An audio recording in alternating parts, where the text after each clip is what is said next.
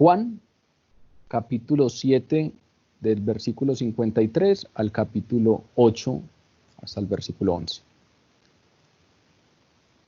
Y se volvieron cada uno a su casa.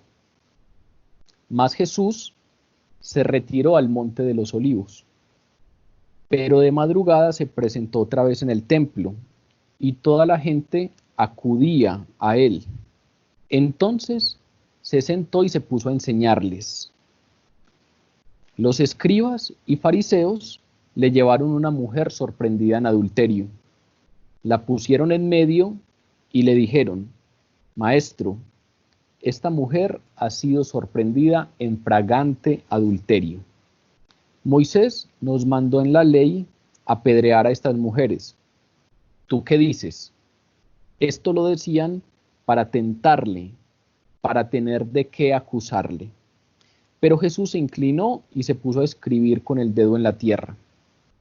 Pero al insistir ellos en su pregunta, se incorporó y les dijo: aquel de vosotros que esté sin pecado, que le arroje la primera piedra. E inclinándose de nuevo, siguió escribiendo en la tierra. Ellos, al oír estas palabras, se fueron retirando uno tras otro, comenzando por los más viejos. Jesús se quedó solo con la mujer que seguía en medio.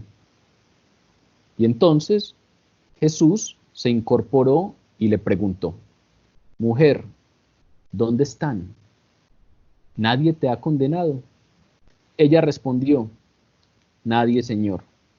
Jesús replicó: Tampoco yo te condeno. Vete y no vuelvas a pecar.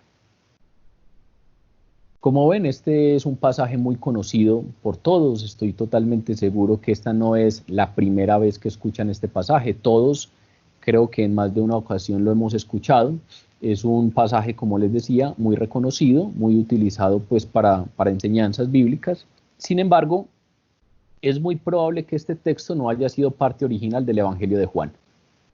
Es muy probable que este texto que acabamos de leer no sea parte original de este Evangelio. Hay dos textos del Nuevo Testamento que son largos y que son muy famosos por ser cuestionados en términos de su autenticidad. Uno de ellos es este y el otro es el relato de Marcos 16 del versículo 9 al 20. Esos son textos largos y que no suele ser común que textos tan largos su autenticidad pues no esté totalmente clara, pero bueno, estos dos están en esa situación, o estuvieron en esa situación, perdón, y entonces hoy nos vamos a aproximar a un texto que muy probablemente no haya sido escrito con el resto del Evangelio. Ahora, ya les voy a explicar qué quiere decir eso. Porque esto que les acabo de decir, esta opinión general sobre que esta no es una parte original del Evangelio, seguramente les genera y nos genera a todos numerosas preguntas. ¿De dónde entonces proviene este texto? ¿Es una tradición oral o es una tradición escrita? ¿Fue un texto que se compuso en un contexto juanino, es decir, lo compuso Juan y después lo metieron ahí? ¿O es un texto que hace parte de un contexto sinóptico, es decir, que lo escribieron algunos otros evangelistas? ¿Hace parte de una antigua tradición incluso apostólica, o es una invención apócrifa? ¿Quién la inventó en el caso de que fuera una invención apócrifa? ¿Cuándo? ¿Por qué? ¿Cómo es que posteriormente encontró el puesto que ahora tiene en el Evangelio de Juan? Muy seguramente estos y otras preguntas pues se nos vendrán a la cabeza a todos. Hay algunas respuestas que creo que es interesante que nos aproximamos a ellas hoy. Para algunos autores, esta historia de la mujer adúltera proviene o de una tradición oral del Evangelio o de un ambiente de la tradición sinóptica original. ¿Qué quiere decir esto? Pues que los discípulos de Jesús tenían también otros discípulos a los que les transmitían muchas enseñanzas. Algunas de esas enseñanzas quedaron por escrito, algunas de ellas en lo que conocemos como el Nuevo Testamento, las cartas de Pablo, las cartas de Juan, de Pedro, de Judas, de Santiago, pero muchas otras de estas enseñanzas fueron enseñanzas transmitidas oralmente, ¿sí? Entonces, esos primeros discípulos, que fueron discípulos de los discípulos de Cristo, son aquellos pues a los que relacionamos con los que estuvieron a cargo de la iglesia de ese primer siglo, Y entonces es muy probable que alguna de estas tradiciones orales hayan dado origen a este texto que nosotros hoy estamos revisando. Sin embargo, es interesante que nos aproximemos un poco a dos líneas de evidencia para determinar pues, si este texto está o no en el manuscrito original de Juan.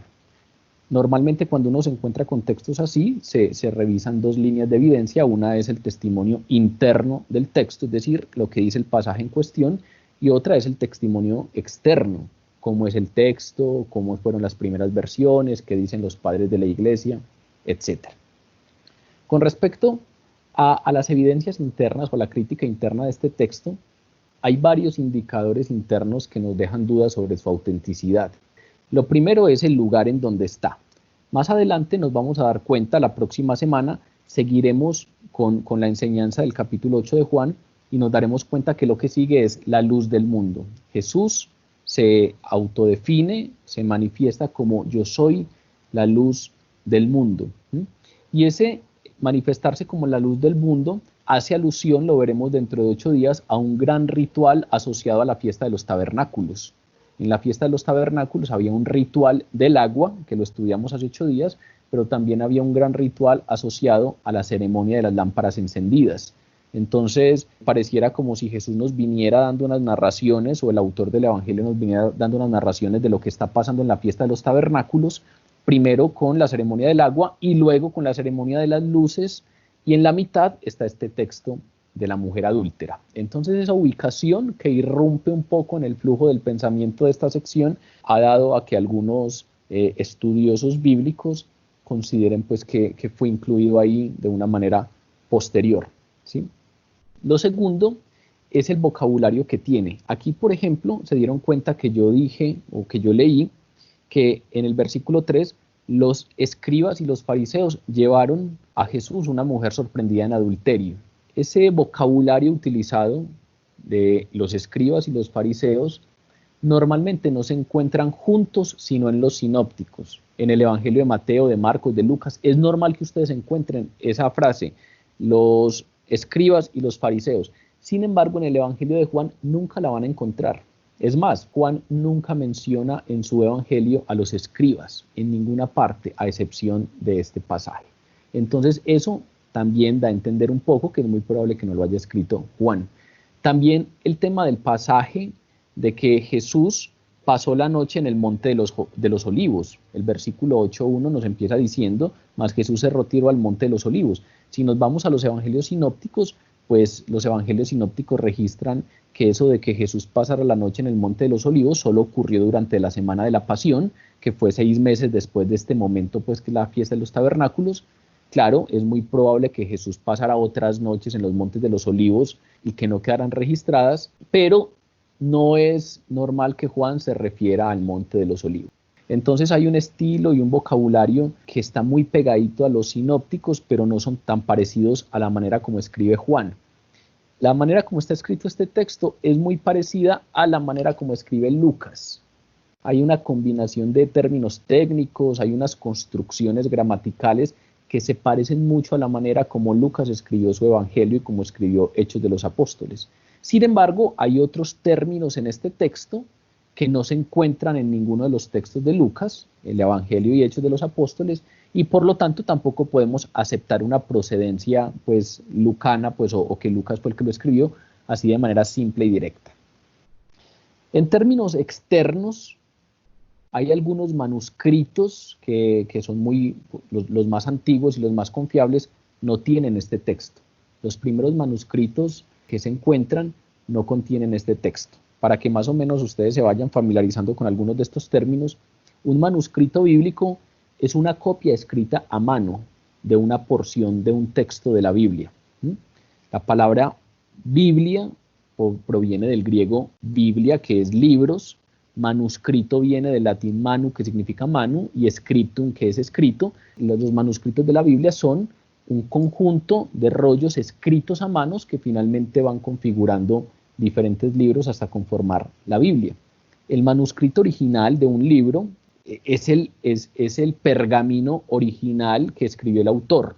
Ese pergamino original que escribió el autor se llama autógrafo. Espero pasar por estos detallitos rápido para que nos metamos en el texto, pero es importante que vayan tomando algunos elementos de dónde nos viene la Biblia.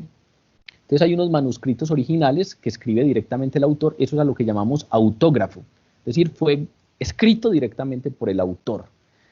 Pero cuando está ese autógrafo o ese pergamino original, ese pergamino se le van sacando copias. Pero obviamente ustedes saben que no había imprenta, la imprenta fue solamente inventada en 1440. Entonces, ¿cómo se imaginan que se podían sacar copias de todos esos escritos? Esos escritos se copiaban a través de lo que ustedes encuentran en las escrituras, como los escribas, o en algunas partes se les llaman los amanuenses. ¿Quiénes son estos? Son copistas. ¿Qué significa eso? Tenían la función de copiar escritos, de pasarlos en limpio o de escribir un dictado. Pablo, por ejemplo, si ustedes se leen las cartas de Pablo, Pablo le dicta esa carta a alguien es el que se la escribe a mano, y al final Pablo, normalmente la salutación final o la despedida final, la escribe y dice, esto lo escribo yo de mano propia. El resto de la carta es un dictado que hizo, y finalmente la parte final él la escribía con mano propia, es como su firma para que supieran que era auténtico. Entonces hay escribas o amanuenses. ¿Qué son estos? Pues les entregan un libro y como no había imprenta o no había fotocopias, lo que hacen es que pues tienen que pasar palabrita por palabrita, espacio por espacio, vocal por vocal, signo por signo, de un rollo de papel a otro. Entonces imagínense, en la iglesia estaban los rollos de los evangelistas o de las cartas, y entonces se empezaron a hacer copias. Los escribas o los amanuenses iban pasando para que a otros lugares pudieran llegar esos escritos. Por eso es que ustedes van a encontrar a veces en algunos estudios que les dicen los manuscritos más antiguos. ¿Qué quiere decir los manuscritos más antiguos? Quiere decir que son las copias más antiguas. ¿Y por qué los manuscritos más antiguos son más confiables? Porque como no hay imprenta, pues cuando vamos a hacer una nueva copia, se pasa letra por letra, palabra por palabra, y se pueden cometer errores. O alguien puede omitir algo, o pueden agregar algunas cosas. Entonces lo que estoy diciendo con este texto que estamos estudiando hoy es que en los manuscritos más antiguos este texto no aparece. Si uno revisa los manuscritos más antiguos del Evangelio de Juan, del versículo 7:52 pasan al 8:12. Este espacio del 7:53 al 8:11 no aparece en los códigos más antiguos, no aparece en los manuscritos más antiguos. La primera vez que aparece este texto en los manuscritos es en el siglo V, es decir, unos 500 años después de la muerte de Jesús, en un código llamado Basae Cantabrigensis, pero las traducciones o los manuscritos más antiguos no lo tienen. Y en los casos en donde se tienen, donde se empieza a aparecer este texto, no concuerdan entre sí, es decir, unos escribas lo insertaron de X manera y otros lo insertaron de otra. Entonces eso nos da a entender que este texto al que nos aproximamos hoy es muy particular, porque es un texto que tiene una introducción tardía al Evangelio de Juan. Como normalmente hay algunos que tienden a pensar que este texto no encaja ahí, por lo que les digo de las dos tradiciones de la fiesta de los tabernáculos, la del agua y la de las luces, hay algunos manuscritos en donde este texto aparece en otras partes. Por ejemplo, hay un manuscrito en donde aparece al final del Evangelio de Juan, por ahí en el capítulo 21. Y hay otros manuscritos en donde este texto que leímos hoy no aparece ni siquiera en el Evangelio de Juan, sino que aparece en el Evangelio de Lucas. En algunos manuscritos se encuentra en el Evangelio de Lucas antes del relato de la pasión de Jesús, por ahí en el capítulo 21. Y en otras aparece en el Evangelio de Lucas al final del Evangelio, en el capítulo 24. ¿Sí? Entonces, semejante manera de mover el texto pues nos da mucha evidencia de que tiene un origen tardío, porque los escribas intentaron revisar dónde podía encajar mejor. Aparte de eso, si nos vamos a los padres de la iglesia, ninguno de los padres de la iglesia, incluso los que estudiaron Juan versículo a versículo como lo estamos haciendo nosotros, comentaron en sus escritos este pasaje. Ni Ambrosio de Milán, ni San Jerónimo, ni San Agustín, ni San Gregorio comentan este pasaje. Entonces es muy probable que efectivamente los manuscritos en los que ellos se basaron, pues no lo contenían. El primer comentario que encontramos sobre este texto que vamos a estudiar hoy se da en el siglo XII. Hay un comentarista bíblico llamado Eutimios Sibagenus, que era un monje que vivía en el monasterio de la Virgen María cerca de Constantinopla.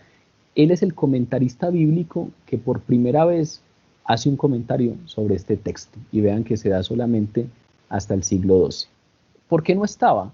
Pues hay algunos, por ejemplo Agustín es el más notable de esta línea de pensamiento, que han especulado que los escribas, los copistas, muy celosos, la mayoría de los escribas eran monjes, entonces algunos escribas celosos hasta el extremo pudieron haber quitado el pasaje de los manuscritos más antiguos porque temieran que fuera demasiado permisivo con el adulterio.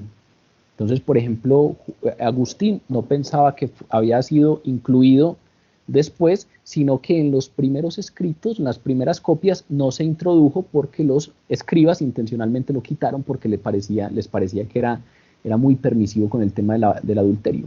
Sin embargo, es poco probable pues, que hayan quitado un texto tan largo y sobre todo pues, que no hayan borrado, por ejemplo, la conversación que tiene Jesús con la mujer samaritana, en donde pues sabemos que la mujer samaritana también es culpable de inmoralidad sexual y la reprensión que le hizo Jesús fue más suave y menos directa que la que le hizo a esta mujer que fue hallada en adulterio.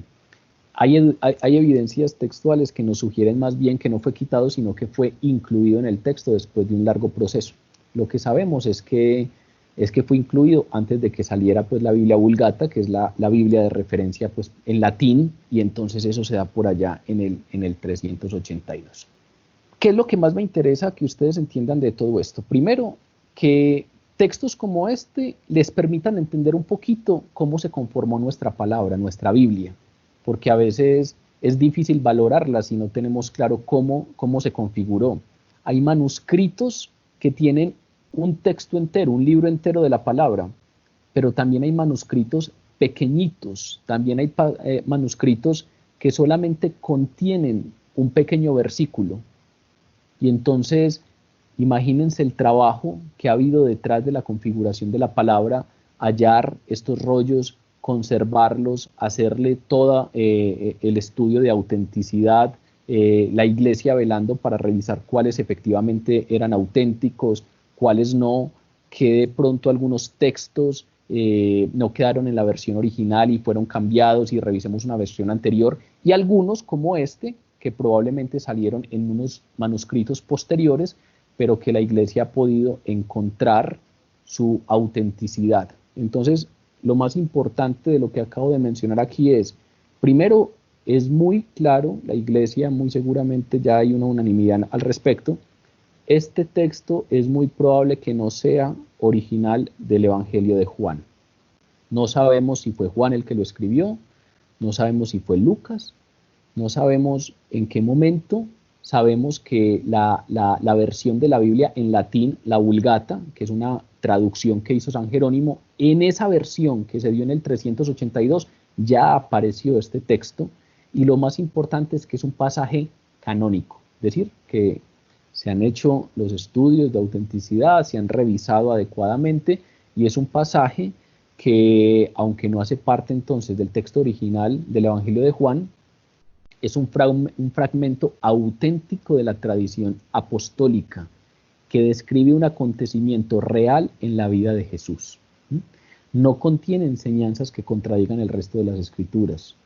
Es muy poco probable que alguien se lo haya inventado. Es muy poco probable que un escriba, que normalmente, como les dije, son monjes ascetas, hayan inventado una historia que cierra solamente pues, con una represión blanda por parte de Jesús a un asunto como el adulterio.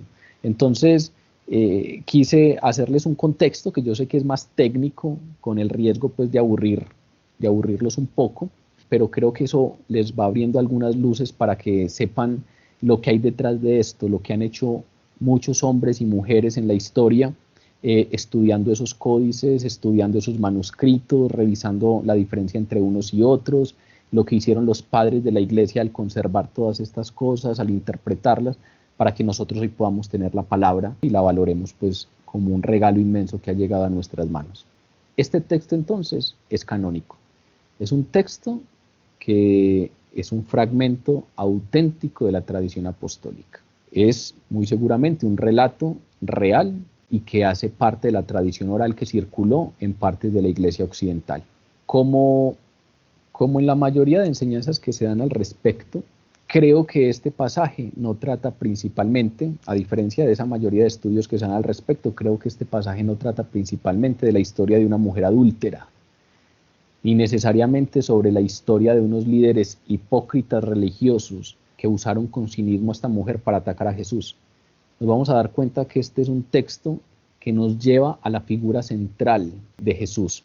Es un drama apasionante sobre inmoralidad, sobre hipocresía, sobre perdón, pero que en el centro pone a Jesús y nos permite conocerlo un poco más porque nos va a revelar algunas características sobre Jesús, su humildad, su sabiduría, su perdón.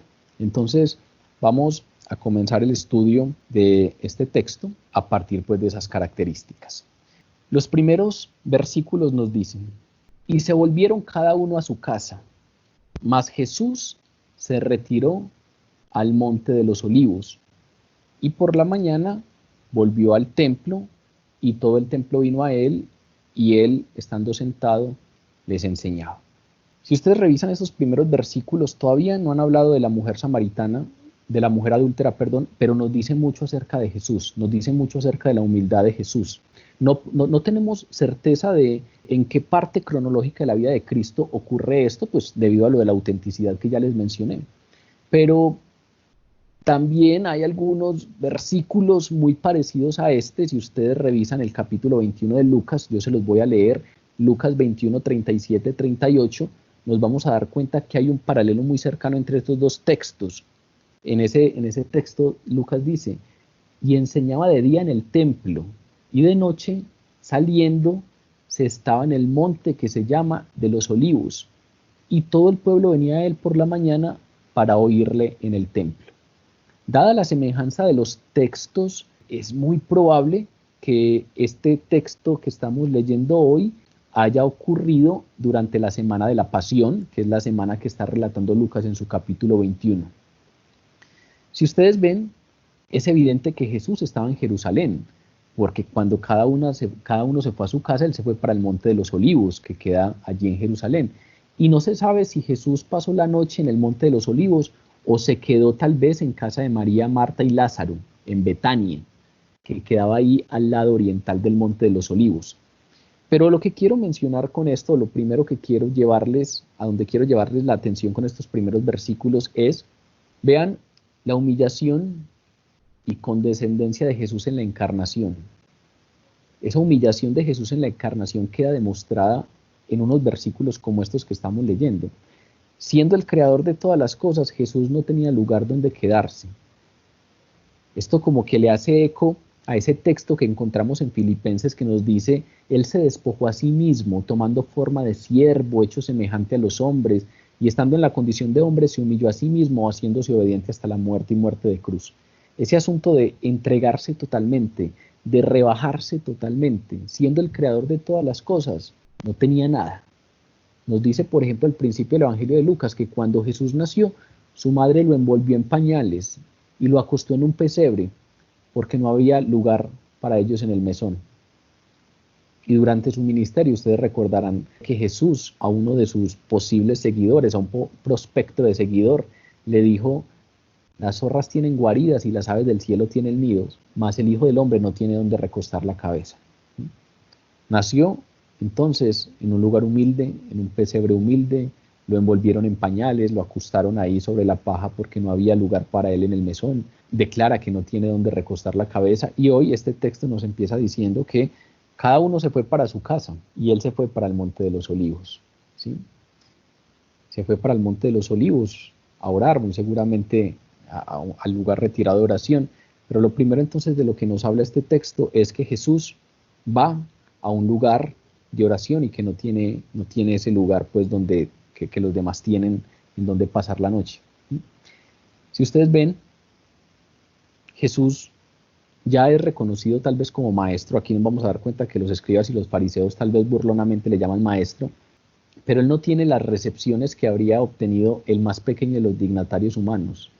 El texto nos indica con mucha sencillez: de madrugada se presentó otra vez en el templo y toda la gente acudía a él. Es decir, él iba y dormía, pasaba un tiempo en el Monte de los Olivos, no sabemos si allí dormía o posiblemente sus buenos amigos Marta, María y Lázaro, que vivían ahí en Betania cerca del monte, de pronto pasaba la noche allí, y luego en la mañana, sin mucho escándalo, sin que nadie lo presentara con asuntos rimbombantes, él iba y con sencillez volvía al templo, se sentaba y la gente acudía a él para que le enseñara. No hubo ningún heraldo angélico que anunciara su llegada. Ese día tampoco el texto nos dice que hizo milagros espectaculares y mucha gente acudió a él, atrayendo pues multitudes a través de esas señales. Simplemente se sentaba y su poder estaba en la enseñanza y todo el pueblo iba a él. No usaba trucos para venderse, ofreció su enseñanza gratuitamente a quien quería oírlo y lo que hizo fue seguir el típico sistema rabínico. Se sentó en alguna parte allí del complejo del templo y enseñaba a las personas. Estos primeros versículos nos hablan de la humildad de Jesús. Nos hablan de cómo realmente se despojó y sin muchas pretensiones vino y enseñaba de manera sencilla. No necesitaba que vinieran muchas personas, no necesitaba que fuera recibido con esplendor en las casas, no necesitaba que le hicieran una antesala a su conferencia. Él simplemente, cuando todos volvían a su casa, se iba al Monte de los Olivos y luego de madrugada venía y se sentaba en el templo y los demás venían, los que querían escucharle venían y él les enseñaba. En ese contexto de humildad nos vamos a dar cuenta cómo la palabra nos manifiesta la sabiduría de Jesús. Sigue diciendo el texto. Entonces, los escribas y los fariseos le trajeron una mujer sorprendida en adulterio, una mujer que había sido sorprendida en flagrante adulterio. Y poniéndola en medio le dijeron: Maestro, esta mujer ha sido sorprendida en el acto mismo del adulterio, y en la ley nos mandó Moisés apedrear a tales mujeres. Tú pues, ¿qué dices? Más esto decían tentándole para poder acusarle. Pero Jesús, inclinado hacia el suelo, escribía en tierra con el dedo. Y como insistieron en preguntarle, se enderezó y les dijo: El que de vosotros esté sin pecado, sea el primero en arrojar la piedra contra ella. E inclinándose de nuevo hacia el suelo, siguió escribiendo en tierra. Jesús estaba enseñando tranquilamente en el templo, se sentó, vinieron las personas. Imagínense la escena. De repente los escribas y los fariseos interrumpieron en la enseñanza del Señor. Como les dije en esa introducción técnica sobre la autenticidad del texto, escribas y fariseos, normalmente esos dos grupos no aparecen juntos con frecuencia en el Evangelio de Juan. En los evangelios sinópticos es normal que aparezcan juntos, pero también, como ya les mencioné, Juan nunca menciona a los escribas, a excepción pues de este texto, que ya sabemos que fue incluido tardíamente. ¿Quiénes eran esos? Los escribas, que en algunas ocasiones son llamados los abogados, eran expertos en la interpretación de la ley. Imagínense, ellos eran los que pasaban un texto a otro rollo para que pudieran ser estudiados en las diferentes sinagogas y demás. Entonces estos eran expertos en la interpretación de la ley. Lo más usual era que fueran fariseos. Lo más usual es que dentro de los fariseos estuvieran algunos escribas, pero no siempre era así. A veces estos escribas venían de otros grupos, de alguna de las otras 4 sectas principales. Lo que sí sabemos es que esos escribas, junto con los saduceos, juntos con los zelotes y junto con los esenios, eran una de esas sectas principales del judaísmo del siglo I. Pero ya sabemos entonces que esos escribas son los amanuenses, son los copistas, son los que se encargan de copiar un texto para que en un rollo quede igualito que en el anterior. ¿Y quiénes eran los fariseos? Ustedes ya saben que los fariseos eran principalmente conocidos por su adherencia estricta a la ley mosaica. Eran rigurosos cumplidores supuestos de la ley mosaica y de sus tradiciones orales.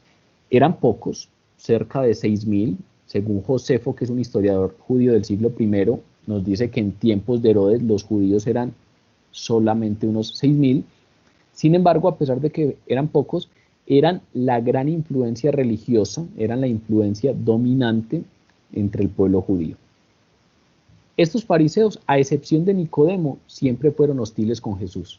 Siempre estaban buscando que pudiera ser apresado, consideraban que Jesús estaba dando una interpretación errada de la palabra, consideraban que sus afirmaciones eran herejías y por lo tanto pues querían que fuera apresado prontamente. A excepción de Nicodemo, que ya sabemos que posteriormente creyó, y después algunos fariseos creyeron en él. El más notable tal vez de los fariseos que posteriormente creyeron en él es Saulo de Tarso, un fariseo celoso, que ya todos sabemos que en el camino a Damasco se encontró con Jesús, cayó a tierra, quedó ciego. Jesús le dice, ¿a quién persigues o por qué me persigues? Y ahí Pablo conoce que el Mesías realmente es Jesús de Nazaret, el que fue crucificado, y pues pasa a ser uno de los principales evangelistas de ese siglo I.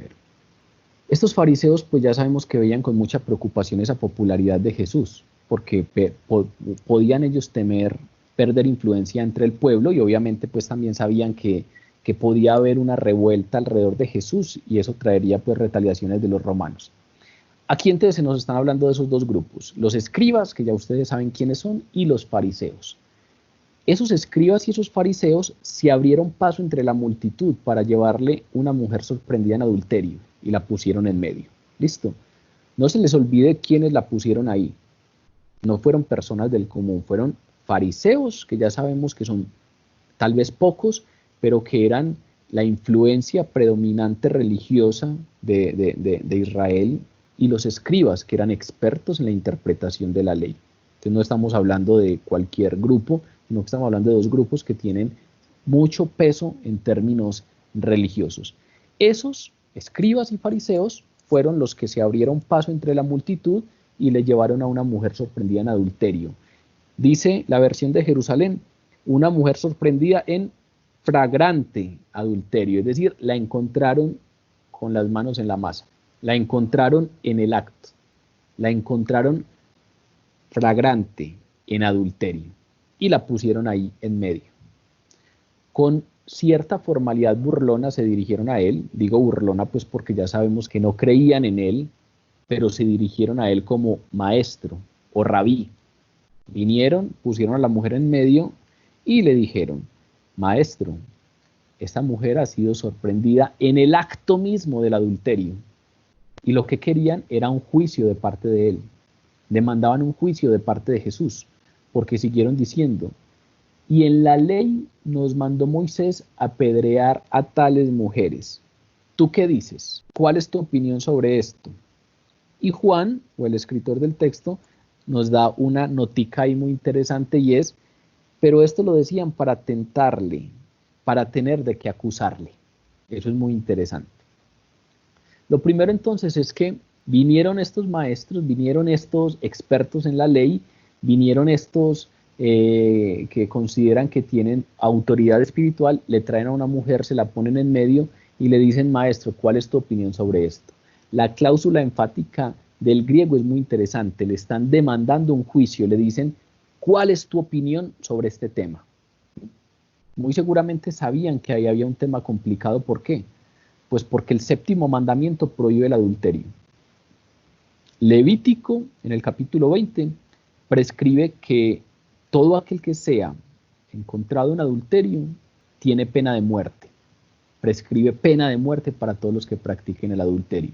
Levítico 20:10 dice directamente, si un hombre cometiere adulterio con la mujer de su prójimo, el adúltero y la adúltera, los dos, el adúltero y la adúltera, indefectiblemente serán muertos. Entonces, muy seguramente querían venir y saber la opinión de Jesús frente a este tema. ¿Qué pasa con Jesús? Pues Jesús, en todas sus enseñanzas, ha mantenido la condenación del adulterio en el Antiguo Testamento. Si ustedes revisan en otras partes de los evangelios, Jesús mantiene esa postura frente al adulterio. Mantiene la postura del Antiguo Testamento frente al adulterio. Por ejemplo, en Mateo 5:27, Jesús dice, oísteis que fue dicho, no cometerás adulterio. Pero yo os digo que cualquiera que mira a una mujer para codiciarla, ya adulteró con ella en su corazón. Entonces no solamente mantiene la postura del Antiguo Testamento, sino que de hecho hace más fuerte la postura, hace más fuerte la prohibición, porque Jesús no solamente condena el acto físico, sino que también condena la intención del corazón, también condena la actitud que concibe ese adulterio. Desde el punto puramente legal, estos hombres que llevaron a la mujer ante Jesús, estos fariseos y estos escribas, estaban en lo correcto al decir que la mujer merecía morir. Recuerden que les dijo, en la ley nos mandó Moisés a apedrear a tales mujeres. Estaban en lo correcto. Cuando dijeron que esa mujer merecía morir, estaban en lo correcto. Pero las circunstancias y la notica de Juan nos dan a entender que ellos tenían más en mente. Cuando Juan nos dice, esto lo decían para tentarle, para tener de qué acusarle, nos da a entender que ellos tenían algo más en mente.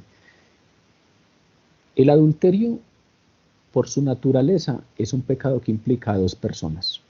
Entonces, lo primero que es interesante en este texto, si uno lo compara con Levítico, es que los fariseos y los escribas solo estaban acusando a la mujer. ¿Dónde está el hombre con el que la mujer estaba cometiendo el adulterio? ¿Dónde está la otra persona? ¿Dónde está el hombre que estaba cometiendo adulterio con ella? Ciertamente quienes atraparon a la mujer también habían visto al hombre, porque la palabra es muy diciente en afirmar que ella fue sorprendida en el acto mismo del adulterio, fue sorprendida en flagrante adulterio, es decir, la encontraron en el acto. Por lo tanto, quienes la están acusando y quienes atraparon a la mujer también habían visto al hombre. ¿Por qué no lo habían arrestado? ¿Por qué no habían también llevado al hombre ante Jesús? Si ustedes revisan el texto que leí de Levítico 20:10, pues el texto es muy claro y dice, la ley demanda la ejecución de las dos partes culpables, el adúltero y la adúltera, ¿sí? El adúltero y la adúltera indefectiblemente serán muertos. ¿Por qué no llevaron entonces al hombre? ¿Qué era lo que estaban buscando? Si era justicia lo que buscaban, ¿por qué llevar la mujer ante Jesús? Si lo que a ellos les interesaba era justicia, que se hiciera justicia porque se había quebrantado un mandamiento, ¿por qué la llevaron ante Jesús? ¿Por qué no la llevaron ante sus propios tribunales, que eran donde tales casos se oían normalmente? Jesús no era un juez entre ellos, Jesús no era un miembro del Sanedrín, y aparte de eso no había necesidad de consultar el caso con un rabí. Ellos vienen y le dicen, rabí, maestro, esta mujer fue sorprendida en adulterio, ¿tú qué opinas? ¿Tú qué piensas? A veces hay cosas que se consultan con los maestros, con los rabinos, porque son asuntos en donde se necesita la interpretación de una autoridad espiritual para poder entender la situación, la circunstancia. Pero este es un caso tremendamente fácil, de una resolución sencilla. No había necesidad de ir donde un rabí. Era una mujer que había sido encontrada en el acto mismo del adulterio, que había que consultar con un rabino. ¿Por qué no la llevaron directamente a donde las autoridades, si era justicia lo que ellos buscaban? Por eso es que el autor del texto nos hace esa notica. Esto lo hicieron para tentarle, para tener de qué acusarle. El autor del texto como que nos hace un guiñito y nos dice, pero vean que estos se traían algo entre manos. Es muy obvio que no querían justicia, es muy obvio que no querían darle una resolución justa a esa situación. Si lo que les preocupaba era que esa mujer no se quedara sin castigo, pues tuvieron que haberla llevado a otro lugar. Pero los motivos de estos grupos, de estos fariseos y escribas, eran muy obvios. Estaban utilizando a la mujer para tenderle una trampa a Jesús, nos lo dice el mismo texto. Lo utilizaban para tentarle, para tener de qué acusarle. Había algo más importante para ellos que esa justicia cumplida. Lo que estaban intentando era forzar decir algo a Jesús que pudieran luego ellos usar para acusarle. Estos acusadores de la mujer creían tener a Jesús entre la espada y la pared. ¿Por qué? Pues porque si Jesús se oponía a apedrearla, lo acusarían de violar la ley mosaica. Por eso viene directamente y le dice, Moisés nos enseñó en la ley que a estas mujeres hay que apedrearla. Y obviamente si Jesús viola la ley mosaica, pues con ello desacreditarían la afirmación de que es el Mesías. Pero ¿qué pasaba si Jesús aceptaba apedrearla? Si Jesús decía, sí, póngala en el medio, pues íbamos a apedrearla. Lo primero es que su reputación de compasión hacia los pecadores se iría al piso. Y lo segundo, ustedes saben que Jesús vino a traer un discurso de compasión frente a los pecadores. Recuerden que a Jesús le reprochaban, ¿por qué tus discípulos comen con los publicanos? Y Jesús decía, es que los enfermos son los que tienen necesidad de médico. Él vino a exponer, obviamente, un discurso de misericordia y de compasión para con los pecadores, que son los que tienen necesidad de Salvador. Si él aceptaba apedrearla, tal vez ese discurso de él, esa reputación que tenía de compasión, pues se iría a pique. Pero aparte de eso, si él aceptaba apedrearla, pues los judíos tendrían cómo acusarlo ante los romanos por instigar una ejecución sin la autoridad romana, porque los judíos no tenían autorización de sentenciar a una persona a muerte. Por eso, así como estudiamos hace 8 días, cuando a Jesús lo apresan, lo llevan ante Pilatos. Y por eso lo acusan de un crimen político, porque los únicos que pueden en ese contexto dictar sentencia de muerte sobre una persona son las autoridades romanas, no las autoridades judías. Entonces, si Jesús está a favor de apedrearla, también la podían acusar frente a las autoridades romanas por instigar una ejecución, retando pues a la autoridad romana. Ese es el reto que le plantean a Jesús. Vean que normalmente este texto nos lleva a pensar mucho en la mujer adúltera, pero realmente es un reto que le ponen allá a Jesús, una especie de trampilla que le ponen allá a Jesús sobre un asunto muy interesante, y es un asunto mucho más profundo que el adulterio. Es cómo se puede armonizar la misericordia divina y la justicia divina. Si Jesús decía, apedréenla, sería justo, pero no sería compasivo, no sería misericordioso. Pero si Jesús dice, no, déjenla libre, no le hagamos nada, Jesús estaría en contra de la ley mosaica, porque la ley dice, el que haya sido encontrado en adulterio, tanto la adúltera como el adúltero, serán apedreados, merecen la muerte. Entonces vean que están confrontando a Jesús con un asunto muy interesante. Los fariseos y los escribas creían haberle tendido la trampa perfecta, lo tenían entre la espada y la pared. Y vean que el texto nos lleva hacia esa tensión tan interesante de cómo se armoniza la misericordia de Dios y la justicia divina. ¿Cómo puede Jesús, sin infringir la ley mosaica, ser tan misericordioso como realmente es? La palabra es muy clara y nos dice, Dios es santo y su ley a la verdad es santa y el mandamiento santo y justo y bueno es. Es decir, Dios es santo y su ley es santa, no se puede romper.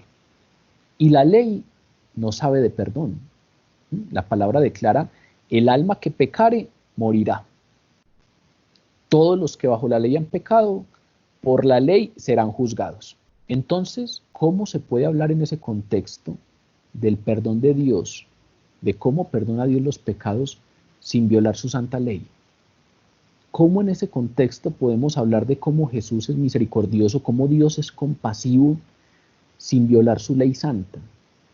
¿Qué habría pasado si Jesús simplemente dice, no la apedreen? Pues ellos hubieran tenido cómo acusarlo de estar infringiendo la ley mosaica. Pero ¿cómo se puede satisfacer la ley y seguir siendo compasivo y misericordioso? Vean que esto nos lleva a un asunto que va mucho más allá del tema del adulterio. Esto nos lleva a un asunto que va mucho más allá del tema de una mujer adúltera. Nos lleva a Jesús y nos lleva a cómo Jesús hace posible que Dios pueda perdonar nuestros pecados sin violar su ley. Cómo Jesús nos trae al mismo tiempo justicia y misericordia. Muchas veces hablando con Nati o con Cami sobre estos temas, normalmente les pongo un ejemplo y es el ejemplo de la gente de tránsito. Ustedes van en el carro por una de las calles de la ciudad y se pasaron un semáforo en rojo. Hay una ley y es no nos debemos pasar los semáforos en rojo. y el que se pase un semáforo en rojo tiene una multa. Y entonces ustedes se pasaron un semáforo en rojo y apenas se lo pasan, allá adelante hay un agente de tránsito. Y el agente de tránsito los para y les dice, señor, usted o señora, usted acaba de pasar esa señal de pare, usted se acaba de pasar el semáforo en rojo, le voy a hacer su infracción y entonces tiene que pasar pues, por el tránsito, por la Secretaría de Movilidad y tiene que pagar esta multa. Y resulta que ustedes tienen un problema al berraco, entonces empiezan a decirle a la gente, señora agente, páseme esta, vea que es que llevo un tiempo sin trabajo, venía distraído porque tengo un hijo enfermo, yo normalmente no conduzco rápido, esta vez se me pasó, pero tengo tantos problemas, no me vaya a echar un problema más encima, páseme esta. Y entonces la agente de tránsito que ya ha hecho la boletica, de pronto puede tener compasión de ustedes y les dice, hágale pues, váyase. Y después de que ustedes se van, rasga la infracción de tránsito. Si él hace eso, es un tipo compasivo, pero fue injusto. Cometió una injusticia porque él no es el dueño del sistema. La multa no era para él. La multa es para recaudar el erario público de todos. Y por lo tanto, él no puede perdonar, él no tiene potestad para perdonarle a nadie una infracción. Las leyes sociales se establecen y entonces la persona que las infrinja tiene que pagarle a la sociedad. La plata que esa persona pague, ojalá después sea bien reinvertida en la ciudad, pero esa persona no cometió un delito contra la gente, cometió un delito contra la ley establecida socialmente. Entonces, si el agente de tránsito simplemente rasga la infracción, es un tipo compasivo, pero es un tipo injusto y es un tipo corrupto, que está llevando sus funciones más allá de lo que su autoridad le alcanza. ¿Qué es lo que tendría que haber hecho ese agente de tránsito para ser compasivo y ser justo al mismo tiempo? No les pongo el ejemplo de que tuvo que haber hecho para ser solo justo. Si el tipo no es compasivo, pues le dice, señora, yo lo siento mucho que usted tenga tantos problemas, pero mi función es esta. Yo no puedo perdonarla, pues yo no puedo hacer esto. Yo lo único que estoy haciendo es ver, y usted cometió esta infracción, tenga su infracción. Espero que le siga yendo muy bien o que le vaya mejor de aquí en adelante y ponga más atención. Si el tipo hace eso, es un tipo justo que está cumpliendo con su trabajo y ya. ¿Qué tendría que hacer esta persona para ser compasiva y justa al mismo tiempo? Si definitivamente la situación de esa persona lo movió un poco y quiere ser justo y compasivo, lo que debe haber hecho esta persona es decirle, listo, ponga más atención a la próxima, váyase, no le voy a generar más problemas, sé que tiene problemas económicos y problemas con su hijo, váyase y ponga más atención y no lo vuelva a hacer de aquí en adelante, deja ir a la persona y coge la boletica de la infracción y en vez de rasgarla, la dobla, se la mete en el bolsillo y al otro día madruga y va y la paga, porque la boletica hay que pagarla. Si uno no la paga, está cometiendo una injusticia. Si ustedes revisan, eso es lo que hizo Jesús por nosotros.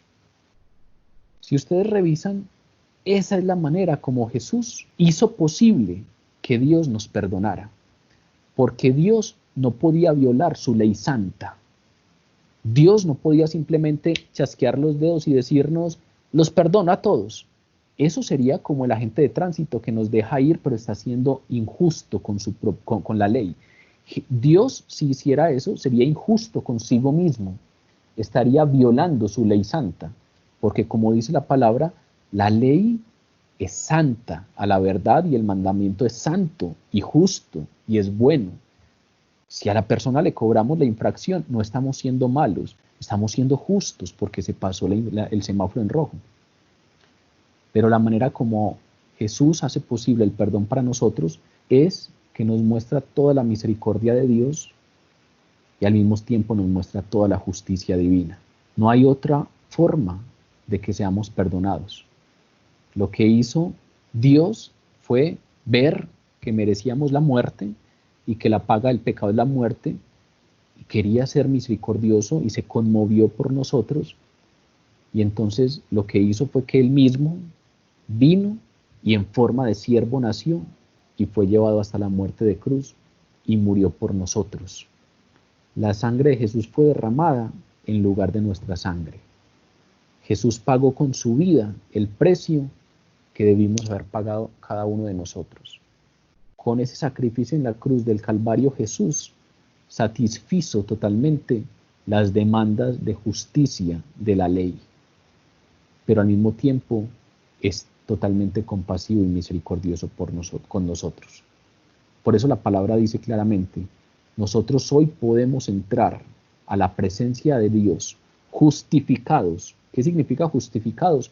Podemos presentarnos limpios, justos, pero no por nuestra propia justicia, sino por la justicia de Jesús, la justicia que hizo Jesús por nosotros.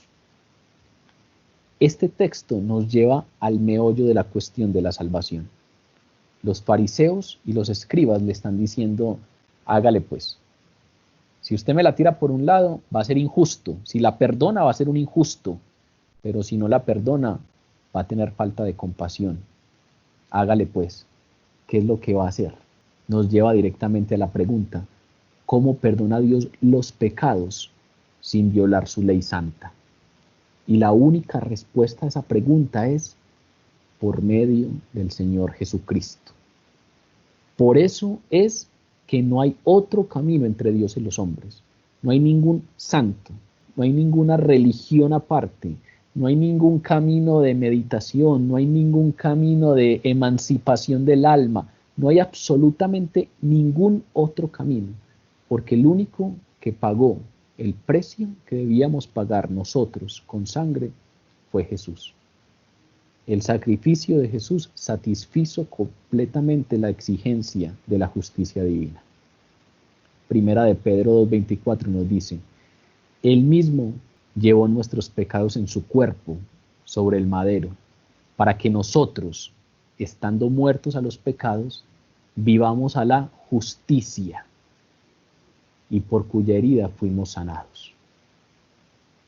Por las heridas de Él somos sanados y por su muerte somos justificados. En Jesucristo entonces se armonizan esos dos asuntos que eran irreconciliables para los fariseos y para los escribas. En Jesús se armoniza la misericordia de Dios y la justicia de Dios. El Salmo 85:10 dice algo hermoso frente a esto. En Él, es decir, en Jesús, la misericordia y la verdad se encontraron. La justicia y la paz se besaron. A lo largo de toda la historia de la redención, el sacrificio futuro del Hijo de Dios se aplica a los pecados de todos aquellos a los que le fueron perdonados y recibieron la vida eterna. ¿Por qué digo esto? Pues porque esta escena que estamos leyendo hoy ocurre antes de que Jesús muera y Jesús la perdona. Jesús la perdona, pero el perdón de los pecados de esa mujer se da por el sacrificio que va a llevar a cabo Jesús dentro de poco, en ese tiempo. No hay ninguna persona del Antiguo Testamento ni ninguna persona del Nuevo Testamento antes del sacrificio en la cruz del Calvario que haya sido salva por otro medio. Todos recibimos perdón de los pecados por Jesús. Y los que vivimos después de Jesús, pues miramos hacia atrás y ya se ha consumado ese hecho y entonces somos salvos por ese sacrificio que ya pasó. Ahí en el medio hay una escena dramática. Imagínense a esta pobre mujer humillada.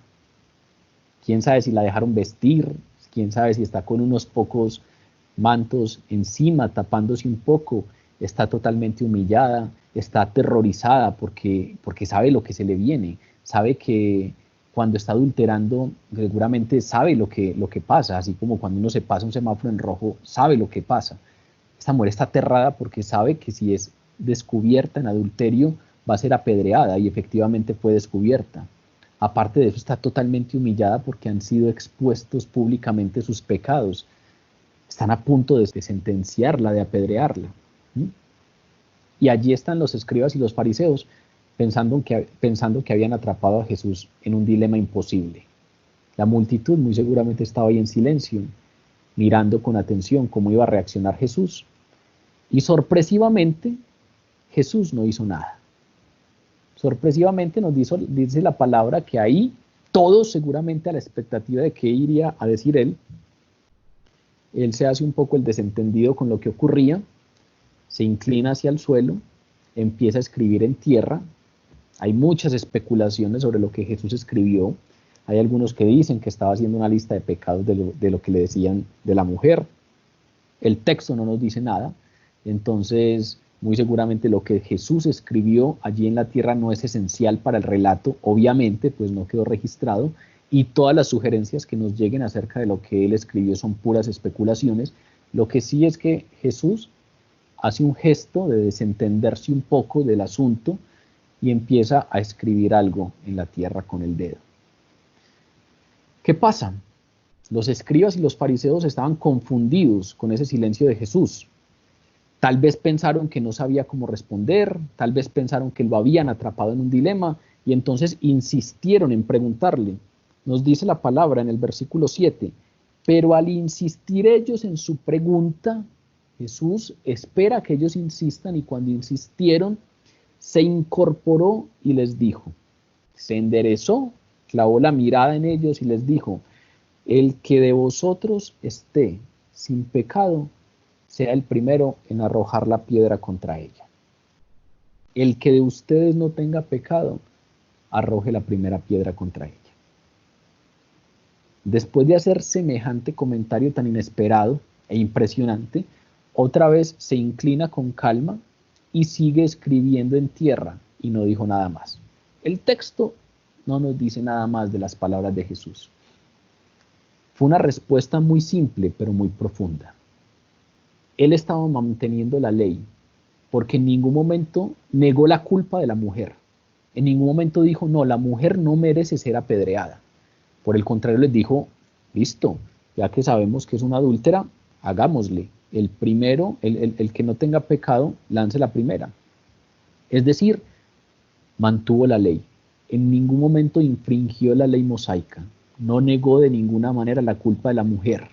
Es más, amplió la culpa porque expuso los pecados de sus acusadores.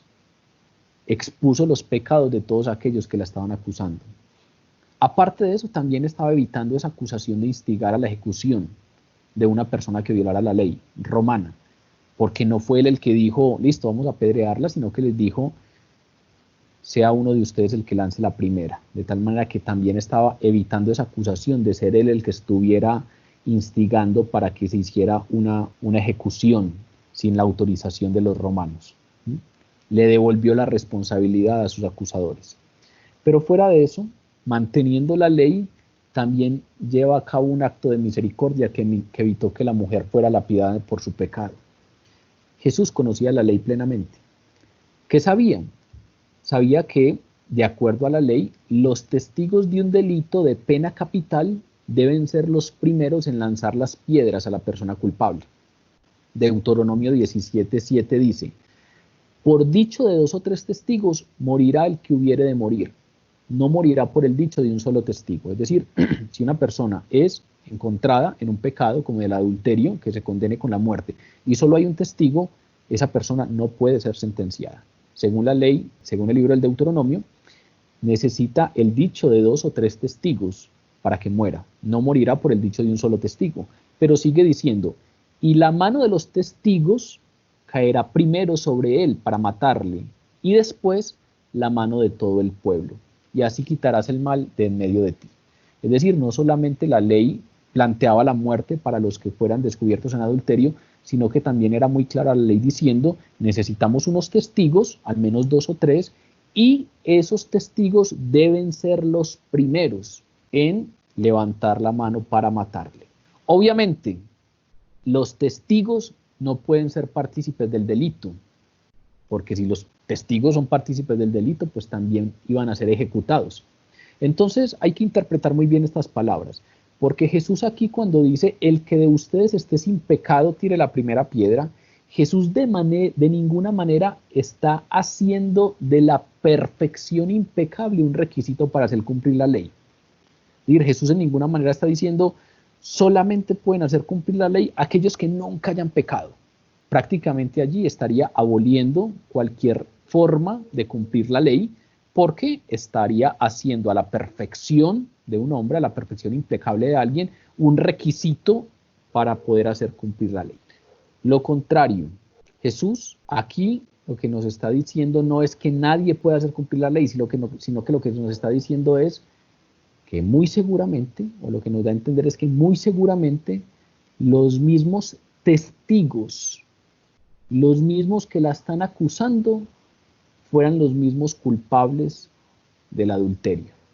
Los testigos pueden declarar en contra de la persona acusada siempre y cuando, obviamente, ellos no hayan participado de ese delito, porque de lo contrario, ellos también serían ejecutados. Lo que aquí Jesús les dice es, el que de ustedes no tenga algo que ver con este delito, tire la primera piedra. El que de ustedes no esté untado en este asunto, de este delito que traen, tire la primera piedra. Si ustedes ven, la respuesta de Jesús no minimiza la culpa de la mujer. Si ustedes ven, la respuesta de Jesús no niega la santidad de la ley.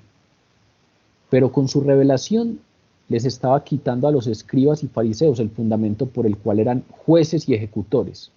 Les estaba diciendo, ustedes no se ajustan a lo que deben ser los testigos de la ley. Lo que les estaba diciendo es, lean la ley, y la ley dice, para que sentenciemos a una persona a muerte, necesitamos 2 o 3 testigos, pero esos testigos no pueden estar relacionados con el delito, porque si no también serían ejecutados. Así que, de entre los que van a hacer las veces de testigo, que son los que tienen que tirar la primera piedra, de los que están aquí como testigos y como acusadores, el que no tenga que ver con esto, el que esté libre de pecado, tire entonces esa primera piedra.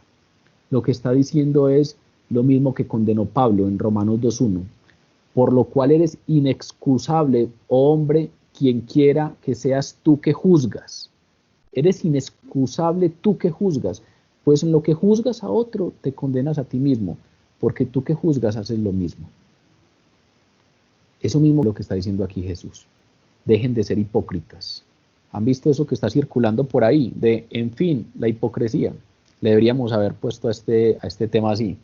Es como si Jesús viniera, se sentara a escribir en la tierra y se pusiera a pensar, estos testigos la encontraron en el acto mismo. No trajeron al hombre. Son hipócritas. No trajeron al hombre. ¿Dónde está el hombre? La encontraron en el acto mismo del adulterio. ¿Cómo hicieron para encontrar el mismo acto del adulterio? Son testigos, pero el testigo no puede estar inmiscuido en el delito, porque si no va a ser sentenciado. El que de ustedes esté libre de pecado tire la primera piedra. Hipócritas. Eres inexcusable, oh hombre, quien quiera que seas tú que juzgas, pues en lo que juzgas a otro te condenas a ti mismo. La hipocresía. Muy seguramente entre ellos estaba el hombre o los hombres que estaban adulterando con esa mujer o que habían adulterado con esa mujer y por lo tanto podían ser testigos porque conocían de primera mano que esa mujer estaba adulterando, pero claro, no traían al hombre porque estaba entre ellos muy seguramente, y fuera de eso, cuando se les hace la pregunta, pues hubo una acusación directa de Jesús a la hipocresía, y la consecuencia nos la dice, o la reacción de ellos nos la dice el texto en el versículo 9. Ellos, al oír estas palabras, se fueron retirando uno tras otro, comenzando por los más viejos hasta los más jóvenes o hasta los más postreros. Al oír la respuesta devastadora de Jesús, los escribas y los fariseos, atónitos, salieron uno a uno. Ni siquiera cogieron a la mujer y se la llevaron al Sanedrín para que fuera juzgada allá. ¿Por qué? Porque como nos dice Juan, no les interesa la justicia. Ellos lo que estaban haciendo era tenderle una trampa a Jesús. Pero Jesús tiene la respuesta exacta para ellos, porque Jesús es en donde se armoniza la compasión y la justicia divina. Como no pudieron tenderle la trampa, salieron uno a uno. Algunos manuscritos añaden que salieron acusados por su conciencia. Es decir, cuando Jesús les dijo, el que de ustedes esté libre de pecado sea el primer testigo en lanzar la piedra para que cumplamos la ley, su conciencia los acusó.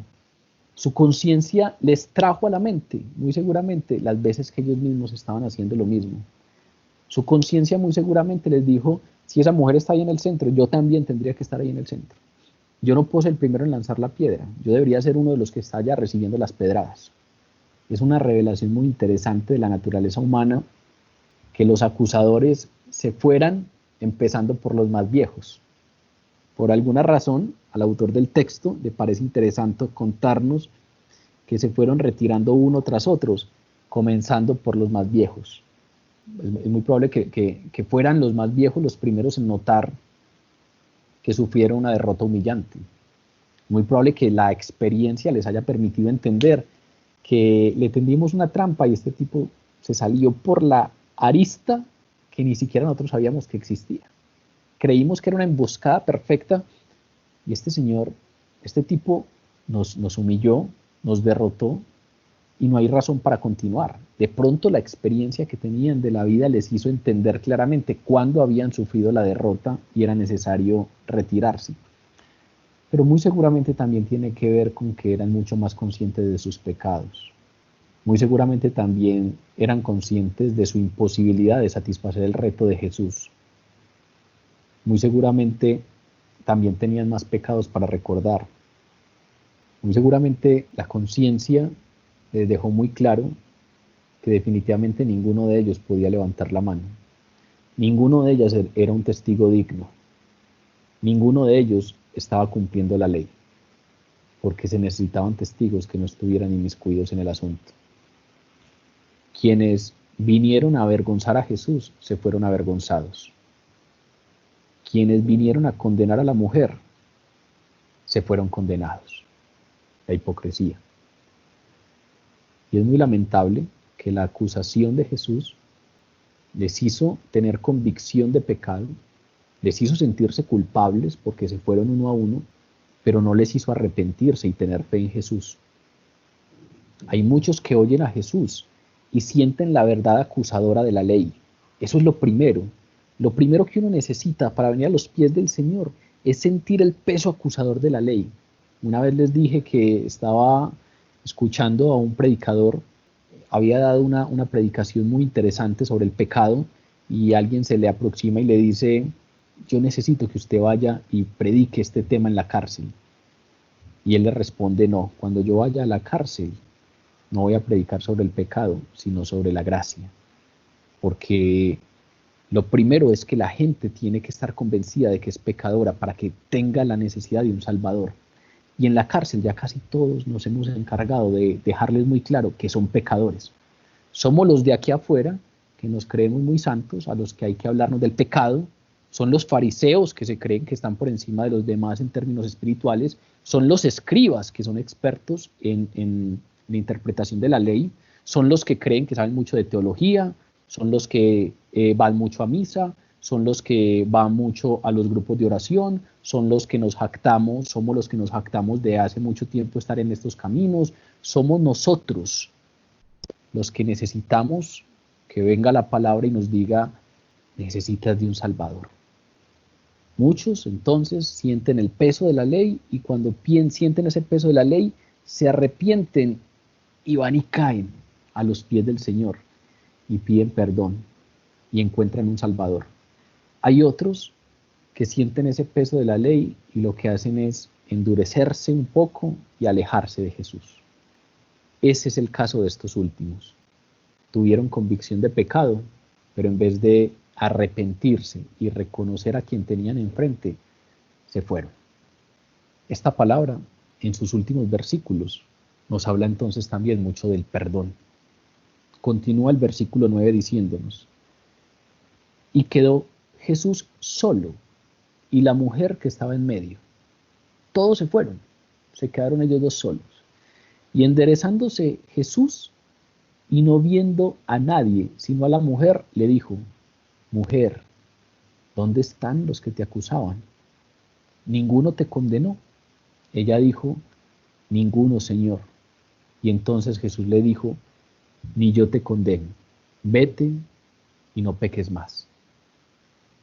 Todos se fueron uno a uno, empezando por los más viejos. Todos se dieron cuenta que eran pecadores, todos entendieron que merecían estar ahí en la mitad y ser apedreados en vez de lanzar piedras.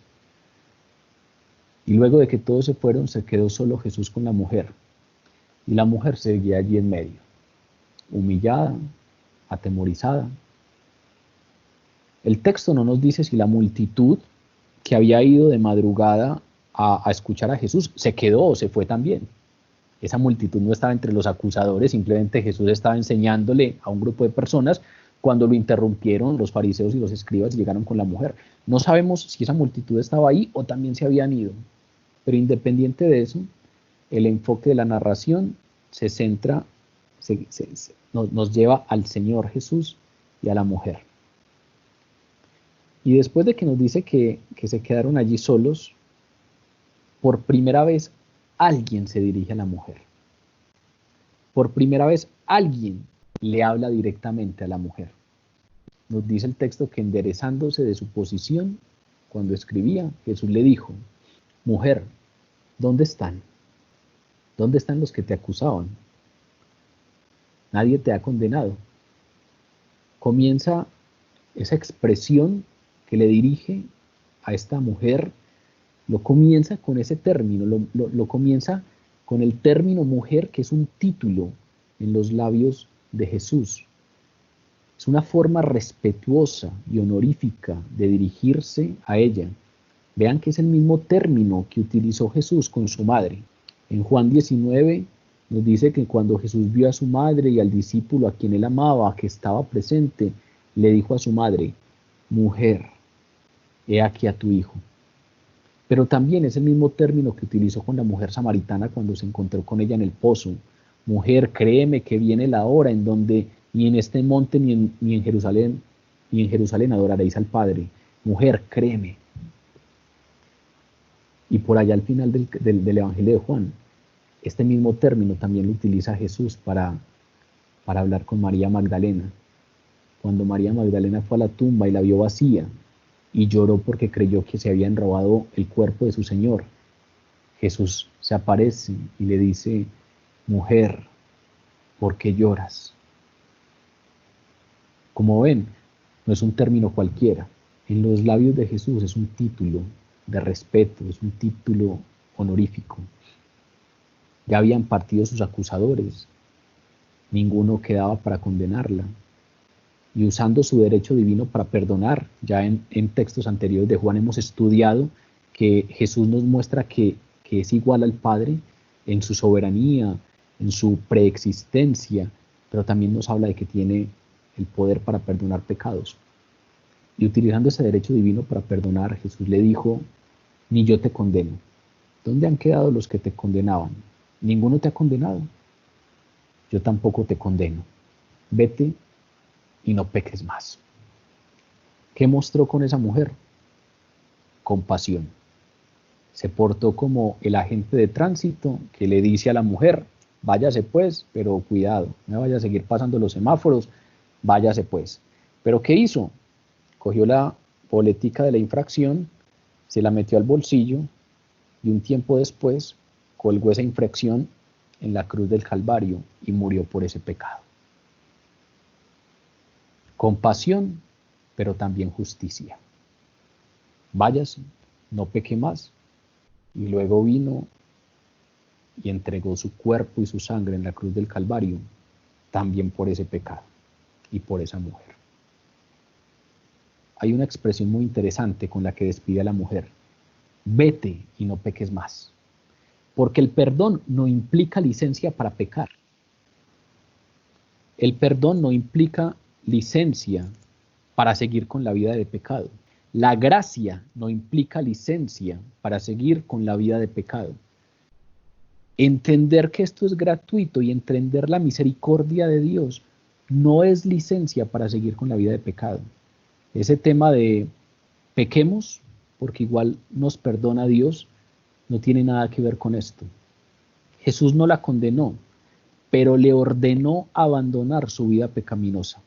Pero había una imposición para que viviera de una manera diferente a partir de ese momento, para que no pecara más. La obra liberadora de Jesús no era excusa para el pecado. Si peca, porque en algún momento caemos, tenemos un abogado delante de Dios. Jesucristo, que con su vida pagó el precio por nuestros pecados pasados, presentes y futuros. Pero nunca la obra liberadora de Jesús es una excusa para pecar. Jesús no trata al pecado con ligereza. Lo que sí hace es ofrecer a los pecadores una oportunidad de comenzar una nueva vida. Este texto que estudiamos hoy va mucho más allá de todos esos asuntos de autenticidad, todos esos asuntos de crítica textual. Es un texto que nos revela cosas maravillosas acerca de Jesús, su humildad, su misericordia, su sabiduría infinita, la manera como manejó esa situación, su discurso convincente, pero sobre todo su perdón sensible, cómo Él puede perdonarnos y hacer justicia para nosotros sin infringir la ley de Dios. Todos tenemos que estar muy agradecidos porque Dios en su soberanía preservó este texto. Es un texto tardío, es un texto que las evidencias nos muestran que no hacía parte del manuscrito original. Llegó luego, no tenemos muy claro cómo, no tenemos muy claro por qué se insertó ahí, pero en la sabiduría divina Dios lo preservó y quedó allí. Y fue incluido en el canon bíblico.